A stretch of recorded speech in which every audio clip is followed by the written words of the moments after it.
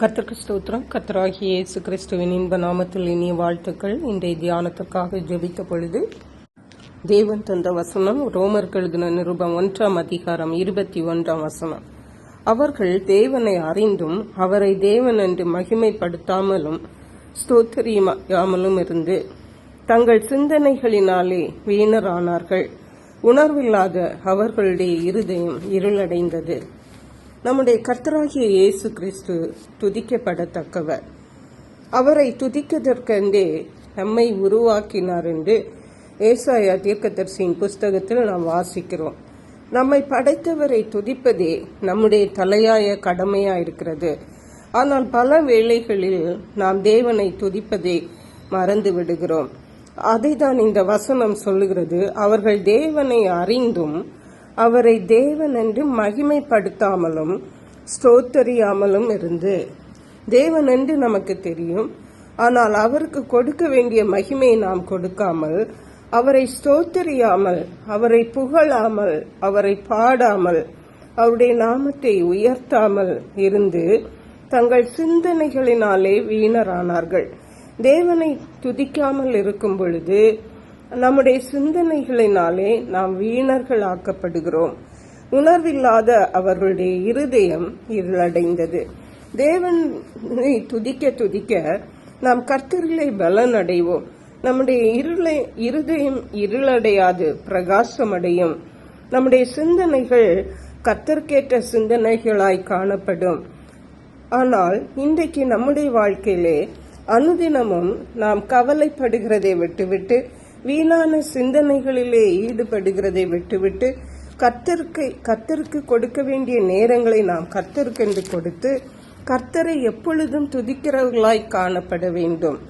சங்கீதங்களின் புஸ்தகம் 147ஆம் சங்கீதம் 1ஆம் வசனம் சொல்லுகிறது, கர்த்தரை துதியுங்கள், நம்முடைய தேவனை கீர்த்தனம் பண்ணுகிறது நல்லது, துதித்தலே இன்பமும் ஏற்றதுமாயிருக்கிறது. நாம் கர்த்தரை துதிக்க துதிக்க அது நமக்கு இன்பத்தை தருகிறது. எவ்விதமான கஷ்ட வேளைகளில், கடினமான சூழ்நிலைகளில் நாம் வாழ்ந்து கொண்டிருந்தாலும் கர்த்தரை துதிப்போமானால் அங்கே நாம் இன்பத்தை பெற்றுக்கொள்ள முடியும். அதுவே நமக்கு ஏற்றதுமாயிருக்கிறது. தேவனுடைய பிள்ளைகளுக்கு அது ஏற்றதாயிருக்கிறது.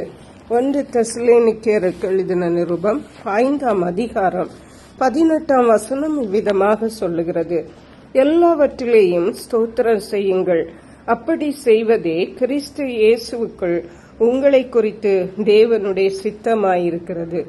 எல்லாவற்றிற்காகவும் தேவன் நம்முடைய வாழ்வில் உள்ள நன்மைகளுக்காக, தேவன் தந்த நன்மைகளுக்காக, தேவன் அனுமதித்த தீமைகளுக்காக, எல்லாவற்றிற்காகவும் நாம் கர்த்தரை துதிக்கும் பொழுது அதுவே தேவனுக்கு பிரியமாயிருக்கும். ஏனென்றால் அதுதான் நம்மை குறித்து கிறிஸ்து இயேசுவுக்குள் தேவனுடைய சித்தமாயிருக்கிறது. அருமையான கர்த்தருடைய பிள்ளைகளே, நாம் யாராயிருந்தாலும் சரி, எப்படிப்பட்ட சூழ்நிலையில் இருந்தாலும் சரி, நாம் எங்கிருந்தாலும் சரி, நாம் எல்லாவற்றிற்காகவும் கர்த்தரை ஸ்தோத்தரிப்போம். கர்த்தருடைய நன்மைகளையும் சமாதானங்களையும் ஆசீர்வாதங்களையும் பெற்று கர்த்தருக்கென்று சாட்சிகளாய் வாழ்வோம். அதற்கேற்ற கிருபைகளை தேவன் நமக்கு தந்தருளுவாராக. ஜெபிப்போம். எங்களை கிருபையை நேசித்து பாதுகாத்து வழி நடத்துகிற எங்கள் அன்பின் தகப்பனே, ஆசீர்வதிக்கப்பட்ட இந்த நல்ல நாளுக்காக நன்றி. இந்த நாளிலும் நாங்கள் கர்த்தரை ஸ்தோத்தரித்து எங்கள் இருதயம் இருளடையாமல், எங்கள் சிந்தனை வீணான சிந்தனைகளிலே நாங்கள் சென்று விடாதபடி கர்த்தருடைய ஆசீர்வாதங்களை பெற்று இன்பங்களையும் ஆசீர்வாதங்களையும் பெற்று உமக்கென்று சாட்சிகளாய் வாழ எங்கள் ஒவ்வொருவருக்கும் கிருபை தருவீராக.